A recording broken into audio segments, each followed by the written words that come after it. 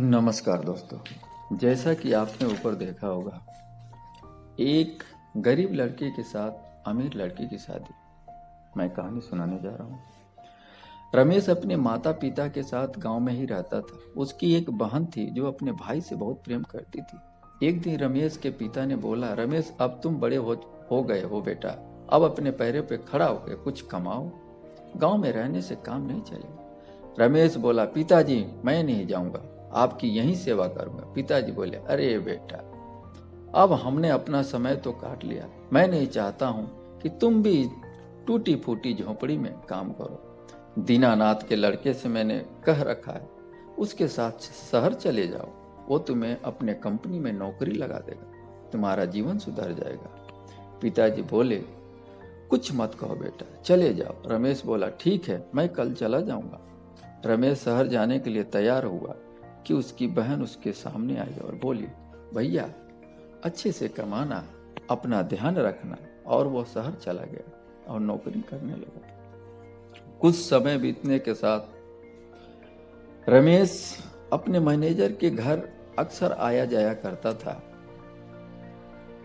बीतते बीतते कुछ दिनों के बाद मैनेजर साहब ने रमेश से कहा, मैं तुम्हारे पिताजी से मिलना चाहता हूँ। रमेश बोला, क्या सर, क्या हो गया, मुझसे कोई गलती हो गई? सर बोले, डरो मत, मैं तुम्हारे पिताजी से ही बात करना चाहता हूँ। मैनेजर साहब रमेश के पिता के घर आए और उन्होंने रमेश की शादी की बात की। पिताजी बोले, सर, रमेश आपके हैसियत के लायक नहीं है, आप तो हमारी हैसियत देख रहे हैं। मैनेजर साहब बोले कि हमने आपकी हैसियत देख लिया है, आप जैसे उदार व्यक्ति वाले ही मुझे चाहिए। इस तरह रमेश की शादी हुई। अपनी पत्नी के साथ खुशी खुशी व्यतीत होता गया।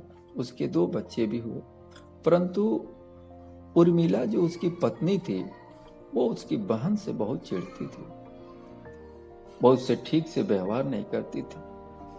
उसकी बहन से बुरा भला हमेशा लड़ाई करती थी। उसकी बहन अपने पिता से उसकी शिकायत करती, परंतु पिता बोलते थे, बेटी चुप रहो, बहू शहर की रहने वाली है। एक दिन की बात है कि बहू अब रमेश की बहन से नाराज होकर अपने मायके चली गई।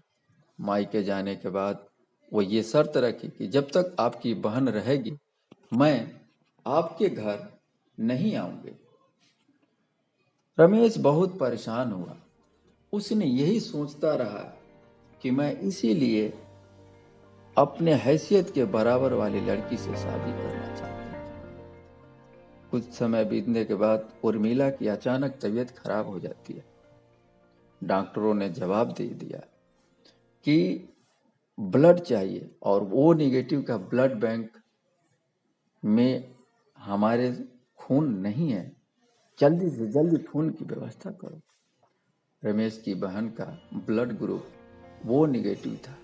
उसने अपनी भाभी की जान बचाने के लिए ब्लड दिया और अपने भाई से कहा कि भाभी को मत बताना कि मैंने एक खून दिया है, क्योंकि भाभी को ये पता नहीं चलना चाहिए कि ये गरीब का खून है, अमीर का नहीं, परंतु भाभी नाराज हो जाएगी। इसलिए रमेश ने